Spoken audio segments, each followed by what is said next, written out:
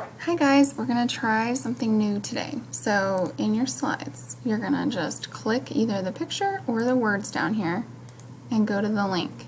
I'm hoping that you will have been logged in with Google, or it'll maybe ask you to log in with Google, but once you're logged in, your name should be right here. So you'll click on that. And then this handy dandy worksheet will pop up. So it says fill in the missing numbers on the chart below. So I see a 1. My next number, I'm going to click in the box, I see the cursor, and I'm going to type the number 2. I'm going to go to the next box, and I'm going to keep typing 1, 2, 3. I'm going to go to the next one, 1, 2, 3, 4. Oh, and I know I'm on the right track because the next number is 5. And you're going to fill in your numbers to 50. Then this part is kind of tricky, so be really careful which part of the number bond do you already have. Here I have the whole and a part.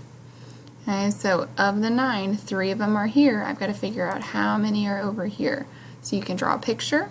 You can subtract the 3 to get your answer.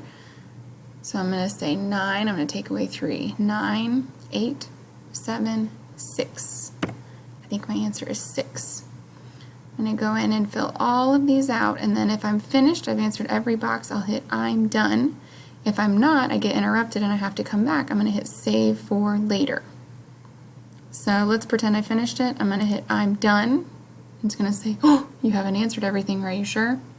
Normally I'd go back and fill everything in, but you will have everything done. You'll hit OK. And then it'll show you which ones you got right with a green box, and then which ones you got wrong or didn't answer with a red box. I hope this is fun and easy. Good luck.